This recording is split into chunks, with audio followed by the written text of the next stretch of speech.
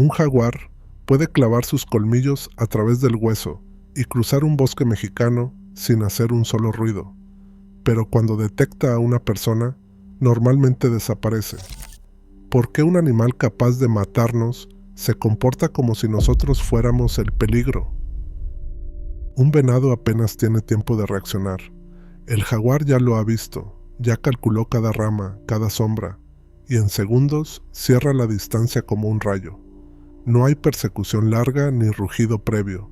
Todo ocurre en silencio, a unos pocos metros, desde la cobertura más densa. Eso es lo que hace único al jaguar. Es un maestro de la emboscada, no un corredor de fondo como el guepardo, ni un acechador de largas distancias como el león. Su cuerpo es puro músculo compacto, patas cortas y anchas, un diseño hecho para explotar en un solo salto brutal y no para resistir carreras eternas. ¿Te has fijado cómo se mueve? Puede nadar ríos enteros sin perder fuerza, arrastrar presas que duplican su peso y desaparecer entre la maleza sin que lo escuches. Todo eso forma parte de la misma estrategia. Llegar lo más cerca posible antes del ataque, minimizar el riesgo de que la presa reaccione y resolverlo todo en segundos. Si el jaguar falla ese primer intento, rara vez insiste. No puede arriesgarse a una lesión, porque en la selva nadie lo va a curar ni a alimentar si queda herido. Y aquí hay algo que nos incluye. Una persona erguida, alerta y acompañada no encaja en ese guión de emboscada. Para el jaguar, un humano parado, hablando, moviéndose en grupo, es un objetivo impredecible, difícil de sorprender y mucho más peligroso de lo que parece. Por eso, cuando nos detecta, el instinto no es atacar, es alejarse. Así funciona el cazador más letal de América, y así explica su leyenda y su misterio. Un cráneo partido en dos. Esa es la huella que deja la mordida del jaguar cuando caza a un pecarí o a un venado en lo profundo de la selva. No es casualidad, su mandíbula está diseñada para resolver problemas que otros felinos ni siquiera intentan. Mientras un puma asfixia, el jaguar va directo a la parte posterior del cráneo o a la base del cuello. Sabe exactamente dónde apretar para cortar la vida en segundos. Y si la presa es un reptil con caparazón, como una tortuga, tampoco hay misterio. La presión de sus muelas puede romper huesos y placas que harían retroceder a cualquier otro depredador. Pero aquí viene lo que casi nadie dice. Esa fuerza no es una invitación al caos. No significa que ataque a cualquier cosa que se mueva. La mordida del jaguar es una herramienta, no un impulso descontrolado. Está afinada para cazar animales concretos, resolver el reto de atravesar cráneos gruesos o caparazones duros y aprovechar al máximo cada captura.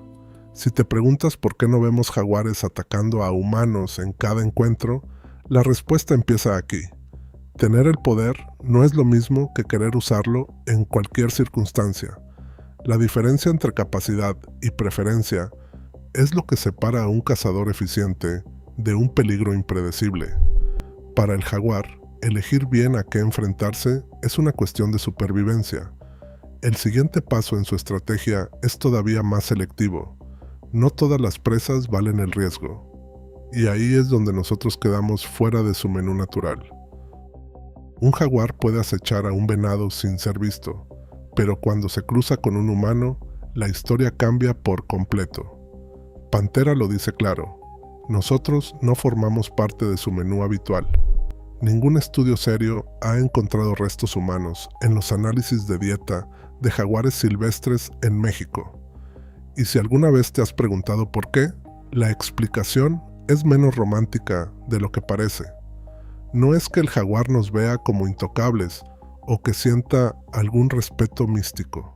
Lo que ocurre es que para un depredador de emboscada, la figura humana es un enigma. Nuestra postura erguida, el hecho de movernos en grupo, cargar herramientas, hablar fuerte o incluso gritar, todo eso nos vuelve impredecibles. No nos parecemos a un venado ni a un pecarí. Somos una anomalía en la selva, demasiado grandes para una caza fácil, demasiado ruidosos para pasar desapercibidos y, sobre todo, capaces de reaccionar con objetos extraños o con agresividad. ¿Alguna vez has caminado por monte y sentido que algo te observa? El jaguar lo detecta antes que tú, pero cuando distingue voces humanas, motores, linternas o escucha a un perro ladrando cerca, su reacción inmediata suele ser retirarse. No es cobardía, es pura estrategia. Un animal que depende de la sorpresa no puede arriesgarse a fallar contra una presa que no entiende, que puede defenderse en grupo o que al mínimo error lo puede dejar herido o muerto. Por eso, la respuesta central está aquí. El jaguar evita a los humanos porque no encajamos en su patrón de caza y porque cualquier encuentro con nosotros implica un riesgo que no compensa la posible recompensa. No es una leyenda, es pura biología y experiencia acumulada. Eso explica por qué, en la vasta mayoría de los casos, el jaguar prefiere el silencio y la retirada antes que el enfrentamiento. Un colmillo roto, así de simple, una sola fractura y el jaguar puede perder su futuro. Cuando caza solo, no hay margen para errores ni hay manada que lo respalde si algo sale mal. Imagínate lo que significa eso. Cada salto, cada mordida, cada emboscada, es una apuesta total. Si falla y se lastima, no hay segundas oportunidades. Una herida profunda, un ojo dañado o una pata maltratada pueden convertir al cazador más temido en un animal vulnerable, incapaz de atrapar ni a la presa más fácil. ¿Te has preguntado alguna vez por qué el jaguar es tan selectivo? No es cuestión de miedo, es pura supervivencia. En la selva, una lesión no es solo dolor, es hambre, es debilidad, es exponerse a otros depredadores o incluso a morir de inanición. La naturaleza no perdona. Un jaguar herido no puede cazar, no puede defender su territorio, ni siquiera puede recorrer largas distancias en busca de agua o refugio. Todo depende de su integridad física, de que cada músculo y cada diente funcionen a la perfección. Por eso, la selección natural premia la cautela. Atacar a un objetivo impredecible, como un humano, no solo es raro, es un riesgo que puede costarle la vida. Incluso una presa pequeña puede herirlo de gravedad si la situación se complica. Así, el jaguar aprende a evitar peleas innecesarias. No es cobardía, es la estrategia de un sobreviviente que sabe que, en su mundo, una sola herida puede cambiarlo todo. Un ternero desaparece en la madrugada. Al día siguiente, los rastros son claros. Huellas grandes, marcas de arrastre, restos que nadie quiere encontrar en el potrero. Así empieza la otra cara de la historia, cuando el jaguar cruza el límite y el humano responde. No hay misterio aquí. La pérdida de ganado casi siempre termina en represalia. Rifles, trampas, perros entrenados para seguir el rastro. De repente, el animal más esquivo se convierte en objetivo, y lo sabe. El bosque, que antes era un laberinto seguro, ahora está cortado por cercas, caminos y ruido de motores.